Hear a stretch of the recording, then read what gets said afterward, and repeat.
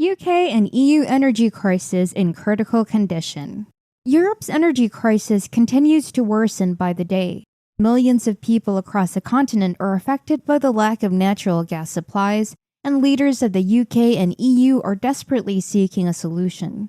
With the winter season fast approaching and a lack of inventories across the continent, higher gas prices are expected. It appears that this crisis will only get worse. Although things look to be improving as we approach winter, there is still concern that shortages are on the horizon. They will have to rely mainly on the actions they've already done. This has created large gas reserves and strategies to reduce energy demand.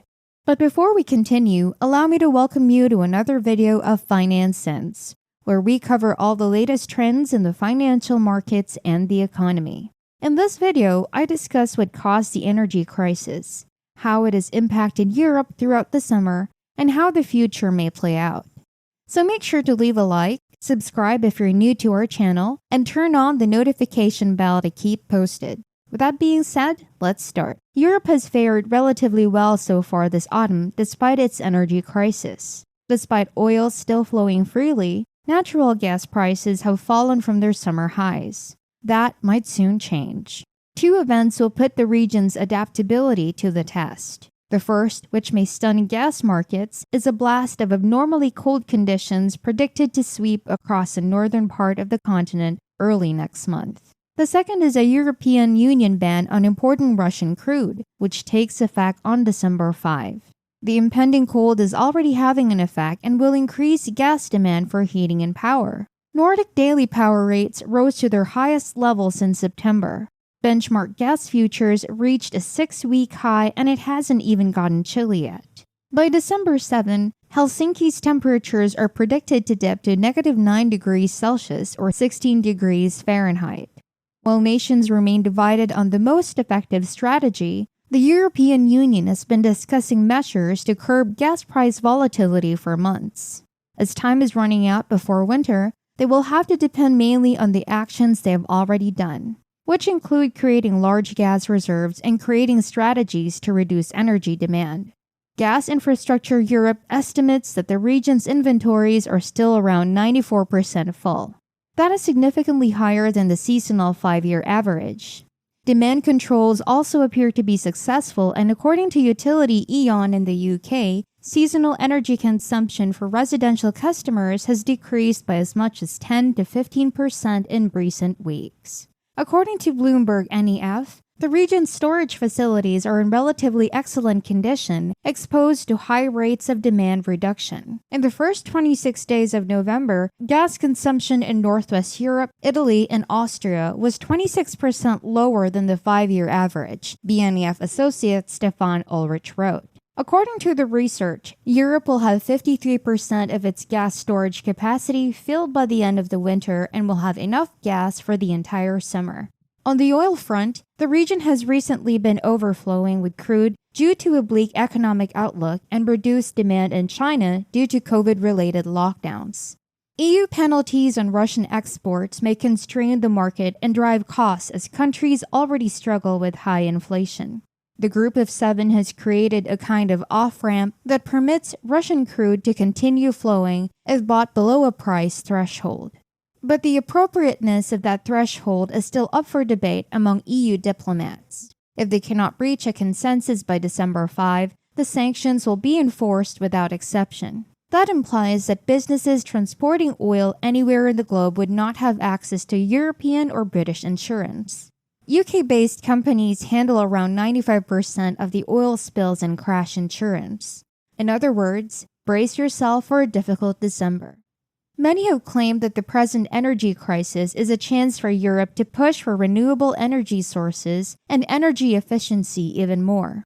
There are some indications that this is taking place, such as the UK's increased support for onshore wind.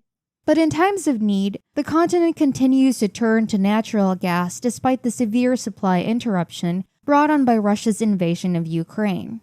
National Grid, the operator of the British electricity network, appeared set to lay on a system requiring some homes to reduce their energy consumption for the first time. Wind power output was expected to fall dramatically, and reducing consumption would help to prevent a supply gap. Thousands of homes with smart meters have registered to participate in the Demand Reduction Initiative, which offers consumers discounts on their energy bills in exchange for reducing consumption.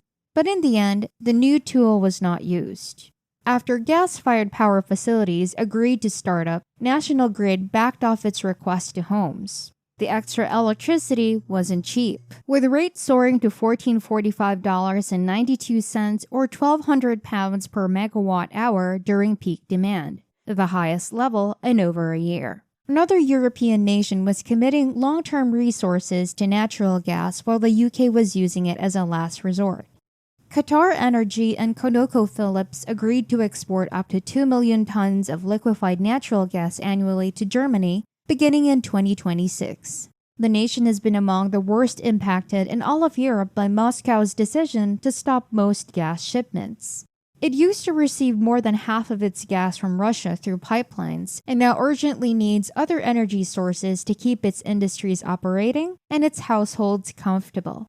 Only 6% of Germany's 46 billion cubic meters of imported Russian gas in 2021 will be replaced by the Qatari deal.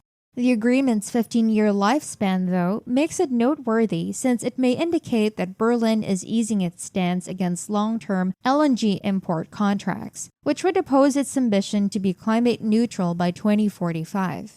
At an industry conference, German Economy Minister Robert Habeck stated, "I also wouldn't be opposed to 20-year or even longer contracts. If you want to keep the climate goals, the company should just be aware that Germany's buying side will decrease." The UK's ruling Conservative Party's long-standing hostility to onshore wind power seems to be dissolving in the light of the high energy cost. An increasing number of lawmakers are urging British Prime Minister Rishi Sunak to overturn a de facto ban on new projects that were put in place in 2015 under David Cameron, the first of 5 Tory leaders to govern the country since the party won power in 2010. Even though the cost of the technology has constantly been declining, making it one of the cheapest sources of new energy, his planning regulations have made it almost difficult to develop new onshore wind farms in England.